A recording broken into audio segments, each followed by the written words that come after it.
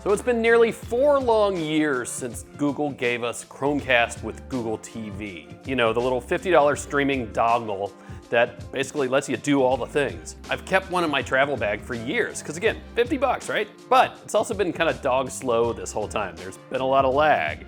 And between that and the age of the thing, the nerds have been clamoring for something new from Google. And now we have it, only it's not from Google. It's actually from Walmart? So we're gonna get into all that, but I'm just gonna come out and say it right now. Do not buy an old Chromecast. Instead, buy this thing right now, today. I'm Phil Nickinson, this is Digital Trends, and I tell you, I am a really old Android guy. If you know, you know.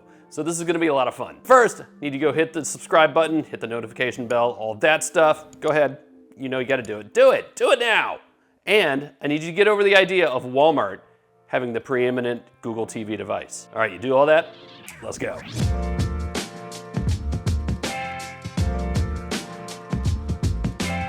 So let's start with the basics. This is the ON 4K Pro streaming device. That is a really awful generic name. So ON is Walmart's store brand. It's like Insignia for Best Buy, or maybe Kirkland at Costco, stuff like that, right? You get the idea. So basically what we have here is a $50 Google TV streaming device, again, from Walmart, but one with a whole lot of extras tossed on. It's got Ethernet, it's got USB, it's got more onboard storage than you're used to with the old Chromecast. And it has microphones and a speaker built into the body of the device itself. So yeah, it can do all that hands-free stuff with Google Assistant. So it supports 4K resolution, of course, as well as Dolby Vision for HDR and Dolby Atmos for audio. Now, if all of that sounds a whole lot like it's a Google TV version of an Amazon Fire TV Cube, you're not wrong, because that's kind of what it is. Only for a whole lot less money, about half as much actually. Now, I'm normally not into unboxings, and there's really not a whole lot to say here. There's the device itself, and the remote, and some batteries, and the power cable, and an HDMI cable. But I do want to point out the quick start guide for a couple reasons. First is that it reminds you not to lock this thing inside a media cabinet, because it's gonna be able to need to hear you, right? That makes sense. And it's also worth checking out the little diagram for the remote control, because there's some new buttons on there, and we'll get to those in a second.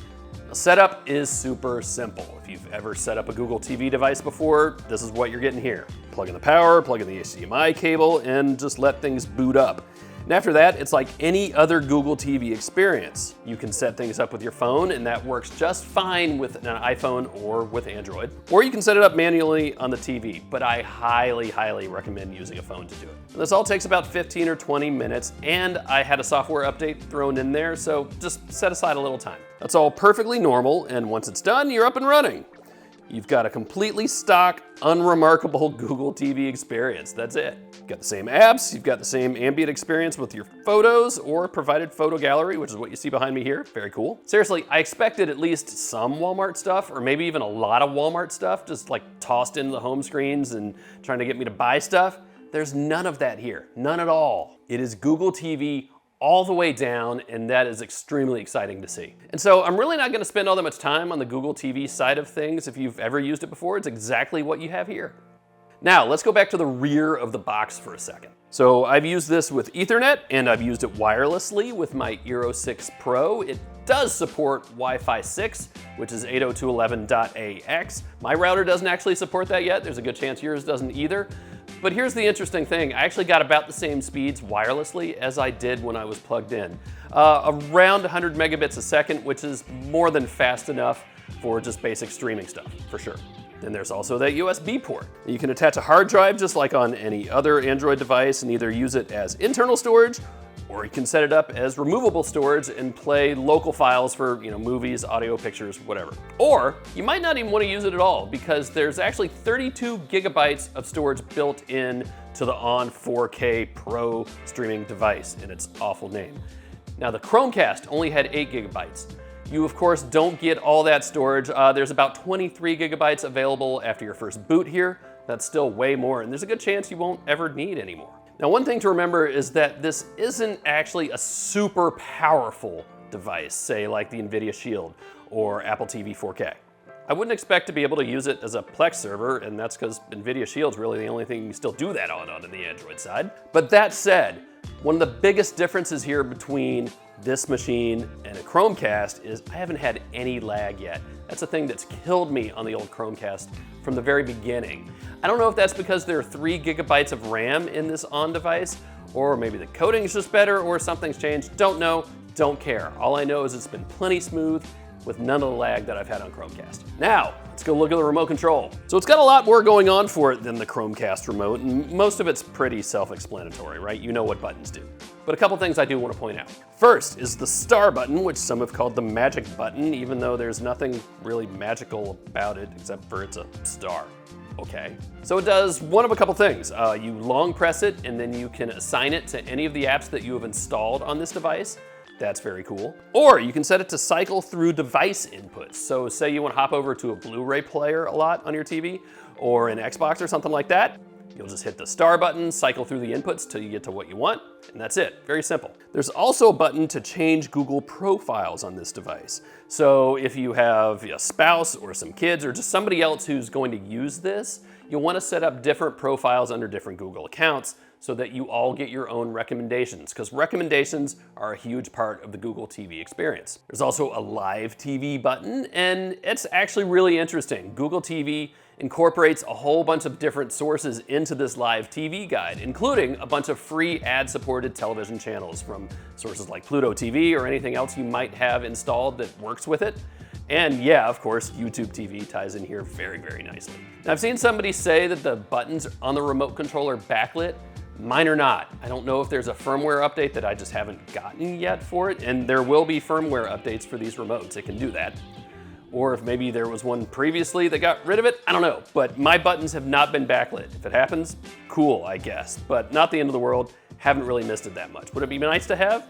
Yeah, but not a huge deal. Now, more important is that there's a built-in remote control finder, and you can get to it a few ways. One of the most obvious ways is this button on the front of the box there. Push it, and it will start to make your remote control chirp and chime, and will actually flash a little LED, but that's not really useful. Anyway, or you can use the voice command and just tell it to find your remote control, and it will do that. Very cool. Or you can use your phone as a remote control to tie into Google TV and use that to go to the feature to find your remote. Anyway, built in, super helpful, glad to see it. So that's the remote. We are interrupting this review with some breaking remote control news. Here's the deal. I reached out to Walmart because we've seen there have been a couple versions of the remote control for the ON 4K Pro floating around out there, and I wanted to know what was up with that. So Walmart says the one I have, the one that does not have backlighting and does not have this big live TV button in the middle of it, that's not the remote that most people are gonna get. So eventually you're only gonna see the other one, the remote control that has backlighting, that has the free TV button in it. That will be the one that it starts shipping with all of the devices. So I just got an early one as there were 2 versions of the remote control. Weird, stranger things have happened. Here's the important part. Both remotes have the remote finder feature where it'll beep at you if you lose it. Both remotes have the customizable buttons. Those are the important features. Backlighting's nice to have, not the end of the world if you don't, and I really don't care about that free TV button. It's pretty horrific. Anyway, I already thought way more about the remote control on what otherwise is an excellent $50 streaming TV device, and back to the full review. Now, one other thing we do need to look at, and that is all this voice command stuff. The first time you press the microphone button on the remote, you'll be asked if you want to turn on the always on mic on the box itself. That's a good thing. You have to opt into this. It's not just listening to you the moment you turn it on. Anyway, do that, and then you can just speak the magic Google words that start with hey. I'm not gonna say them here. I'm trying not to set off everybody's devices. You're welcome. I'm a nice guy like that. And yeah, again, that includes being able to tell it to find your lost remote control. And there's also a speaker built into the device itself. So if the TV is off and you issue a command that doesn't actually need to have audio routed through it, say you tell it to turn some lights off or on, it's just gonna turn the lights off or on. Neat. But if you ask it a question or tell it to do something that includes graphics or something it would show on a TV, then the TV is gonna turn on, it's gonna show you that stuff on the television, and because the TV is now on, you're gonna start hearing all the audible sounds from Google Assistant through the TV. Make sense? Got it?